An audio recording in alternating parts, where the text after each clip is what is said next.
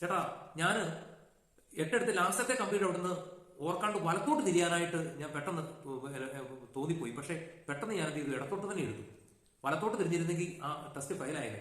എന്നിട്ട് അവൻ പറയുവാ, ചേട്ടാ ഞാൻ രാത്രിക്ക് 1 മണിക്ക് എണീറ്റിട്ട് 500 റബ്ബർ വെട്ടി വെച്ചിട്ടാണ് ഞാൻ വരുന്നത്. ഒരാളുടെ തോട്ടത്തിൽ ഞാൻ റബ്ബർ വെട്ടുകാരനായിട്ട് പണിയെടുക്കുക.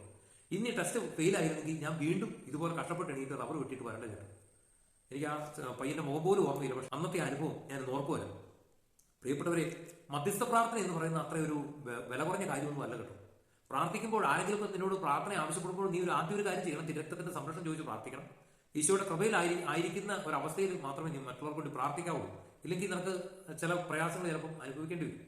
ഓക്കെ, പ്രിയപ്പെട്ടവരെ, ഇന്നത്തെ ഈ വിഷയത്തിൽ ഒരു പ്രധാനപ്പെട്ട ഒരു കാര്യം കൂടെ നമ്മൾ മനസ്സിലാക്കേണ്ടിയിരിക്കും. ഇപ്പൊ കഴിഞ്ഞ ദിവസം നമ്മൾ ദശാംശം കൊടുക്കുന്ന കാര്യമൊക്കെ പറഞ്ഞത്, ഈശോയെ ഷെയറുകാരനാക്കുന്ന കാര്യമൊക്കെ ഞാൻ പറഞ്ഞത്.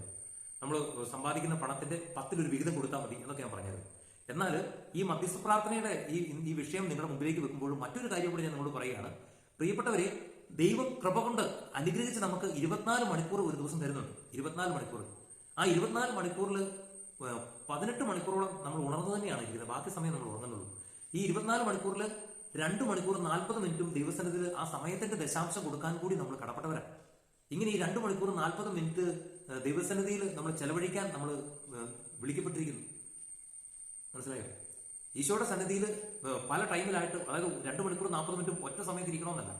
ഒരു ദിവസം ഞാൻ കഴിഞ്ഞ ദിവസം പറഞ്ഞത്, വെളുപ്പകാലത്ത് 1 മണിക്കൂർ മധ്യസ്ഥ പ്രാർത്ഥന നടത്തുന്ന കാര്യം, ഒരു 3/4 മണിക്കൂർ പരിശുദ്ധ ബലിയിൽ പങ്കെടുക്കുന്ന കാര്യം, അതുപോലെ 1/2 മണിക്കൂർ രാത്രിയിൽ സന്ധ്യാപ്രാർത്ഥന നടത്തുന്ന കാര്യം, അതുപോലെ യാമപ്രാർത്ഥനയോ രാത്രിയിൽ ഉറങ്ങാൻ പോകുന്നതിന് മുമ്പുള്ള സമയമായിട്ട് ബാക്കി സമയം കൂടെ നമുക്ക് പ്രാർത്ഥനയ്ക്കായിട്ട് കണ്ടെത്തി നമുക്ക് ഈ 2 മണിക്കൂർ 40 മിനിറ്റ് ഈശോയുടെ സന്നിധിയിൽ നമ്മുടെ സമയത്തിന്റെ ദശാംശം കൂടെ കൊടുക്കാൻ നമുക്ക് കടമയുണ്ട്.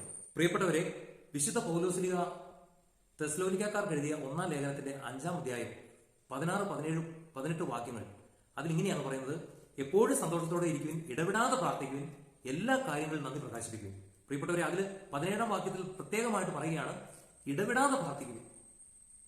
അങ്ങനെ ഇടപെടാതെ എപ്പോഴും പ്രാർത്ഥിക്കുന്ന ഒരു വ്യക്തിയാണ് നിങ്ങളെങ്കിൽ നിങ്ങളുടെ ജീവിതത്തിൽ, നിങ്ങളുടെ ഹൃദയത്തിൽ സന്തോഷം എപ്പോഴും കുടികൊള്ളൂ. സമാധാനം കൊണ്ട് നിങ്ങൾ നിറയും.